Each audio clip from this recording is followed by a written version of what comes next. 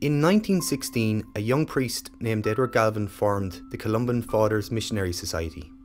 After many years of hard work and dedication, this society eventually grew to have over 1,100 members of 10 different nationalities working in 20 different countries.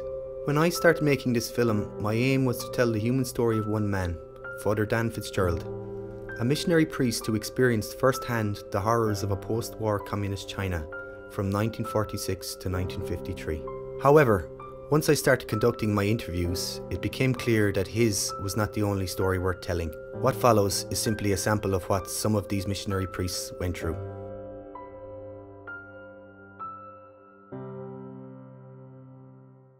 The mission itself began in, the first batch of Columbans went to China in 1920.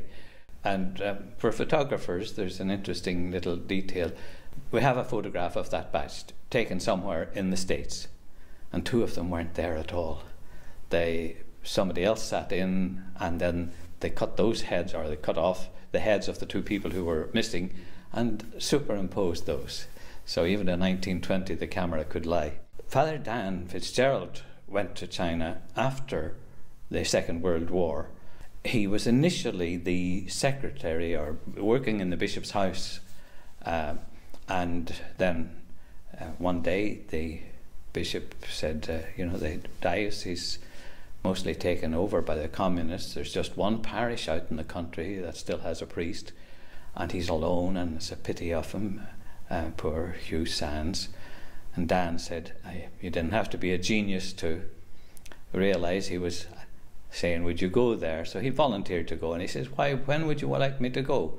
Thinking it might be 2 weeks or so. Well, there's a boat tonight, said the bishop, and he was on the boat that night. Dan travelled to China in 1946. He served there for 7 years before the communists eventually ran him and his fellow missionaries out of the country in 1953. Much of what happened to Dan in China was kept to himself. However, he did speak to some of his closest friends about his experiences and what he went through. Dan would have spoken to me an awful lot about China. He talks about it, and he talks about all the good stories, but he would never tell you the negative things very much. When he begins to go into the bit of negativity, he'll just nod his head and say, yeah, that's the way it was. But he would talk, even to this very present day, even only yesterday, he talked about the psychological torture that the communists put them through. While Father Dan did not like to speak about the physical torture which occurred during that time, he did confide in Helen some of the details of the psychological torture that he was subjected to. They would keep asking questions over and over and over and over again, the same question, the same thing, and ask it maybe in 2 different ways or 3 different ways, but it would be the same question, hoping that you would give a different answer. Even when Dan's time in China was coming to an end, he still felt his life was in danger. They were being removed by the communists, and they were himself and there was another priest, there was 2 of them, and they were ordered by the communists to cross this bridge over to the other side. And he said to me, we were walking across the bridge and we didn't know if we were going to make it or if we were going to be shot in the back. When Dan's missionary life came to an end in 1988, he was assigned to work in Nina. In his 24 years serving as a parish priest there, he came to be held in the highest regard by the locals, irregardless of their religious orientation. He is known locally for his work in the hospital and for providing comfort to those when they need it most. When Mammy was passing away, she was very agitated, and he prayed inside in the room, and it was, Mammy just went quiet. There was just this stillness inside, and she passed away shortly afterwards, but it was like he'd come in and said, now you can go, everything is fine. While researching for this documentary, it became apparent early on that Dan's was not the only story that needed to be told. Now, my years in the Philippines, I was in the Philippines from 1955, our term abroad then for as missionaries was about 7 years. You were allowed home after 7 years, a long time. But, you took it in your stride. And the first weekend I was there, I did 36 marriages, with a limited amount of language, because I was only studying the language for about 3 months. And my teacher was certainly not a professional teacher. I could have been shot a few times, but again, you don't want to be talking about those things. I was a young priest in Negros, and I wanted, somebody called me to anoint an old lady who was dying, or in her last years. And I went in to the house, a very small Filipino house, you go up steps outside the house and in. And her son did not like the priest to anoint his mother. Now, why or what for, I don't know. But I sort of said, don't worry, I sort of foolishly ignored him, and I did anoint the mother. But he didn't like this, and I saw him taking out the bolo knife, the big bolo, the long knife. And I realized that he was going to attack me, actually, because Filipinos, when they get very mad, they go berserk, and killing a few people wouldn't be out of the question.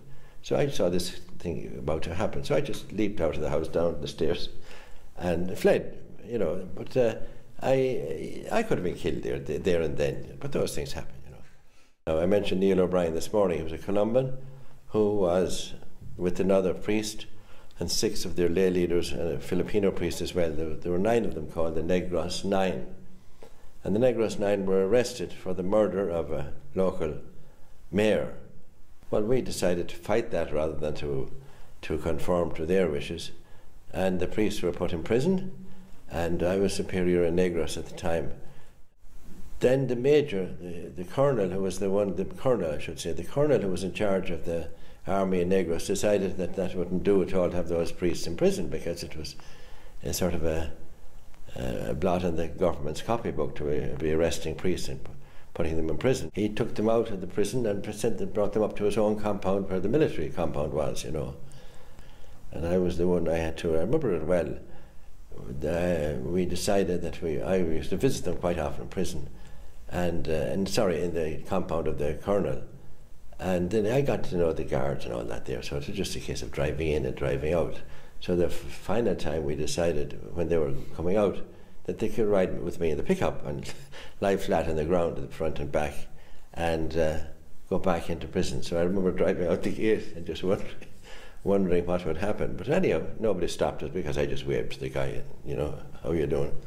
The Negros 9 case was eventually thrown out due to lack of evidence, and the priests involved were given full pardons. The prejudice that the Negros 9 faced was quite common. However, some prejudice actually came from much closer to home. Actually, one of the things that in the early days that I ran across was British prejudice. Remember, it was just after the 1916 rebellion and during World War I. And in the British National Archives, I found 3 intelligence reports written by British intelligence officers about this new Maynooth mission to China. And they thought it was a Sinn Féin plot, giving excuses to priests, anti-British priests, not to become chaplains in the British Army.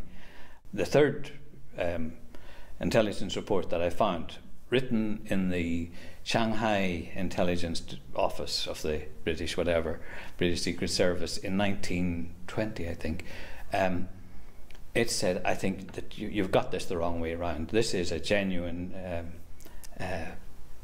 missionary effort. It's not an anti-British plot. And that report passed up the line, and everywhere along the way, Beijing and London, various offices in London, people added comments.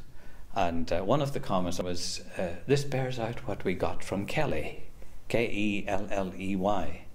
And I said, wait a minute, who's Kelly? And I went back to the filing cabinets in London and discovered that it was a priest, later a bishop, and who was negotiating between the British government and the American bishops, and later on the Vatican. The British after World War II were expelling German and Austrian missionaries from their territory, especially from India. And the deal that he was proposing was that if the British stopped doing that, the American bishops would use their influence to discourage Irish separatists and Indian extremists. So, as I say, Kelly went on to become Bishop of Oklahoma. During these interviews, the conversations sometimes veered away from the church's missionary work. Another topic that arose more than once was the role of women within the Catholic Church. The female input into the church should be harnessed, should be taken on, should be valued. And I do believe that maybe in 50 and 60 years' time that we could have women ordained. Coming from a member of the public, these comments were not that surprising. However, what was surprising was that many priests seemed to share these sentiments. I says, Enda, are there any theological objections to having women priests? He says, no, I don't think so, isn't it? No, he was quite open about it. No theological objections. But once the Pope says no women priests, the Bishop of Meath said it recently. The Bishop said, no way, that's not going to happen. So that's one man. And would that be the view of most priests? Or? I think it would not be the view of most priests. Yeah. I think women have come into their own in the world. I mean, they've been the subject of abuse in more ways than one. But their rights have been much more defended, and they've become more aware of their rights, you know. So you have, it's I don't see anything wrong with it myself. And what do you think needs to change for that to happen? Well, change comes like, as W.B. Yeats says, dripping slowly. You know, change comes slowly, and you don't expect it to happen tomorrow, but the next Pope might make a change, and that's how things happen. When I started this film, I wanted to make sure that I focused on the human side of these priests, and not the religious side. I feel I have achieved that. It has now been 20 years since the last Irish priest was ordained into the Columban Fathers. With the future of the society unclear, and as I wrap up my final interview, I asked Father Des Quinn how he feels about his 46 years of missionary service. Certainly I learned more than I taught, I'd say. I learned more about God, about people, about human rights, about justice, than when I left Ireland thinking I was bringing the whole baggage of salvation to people abroad, you know.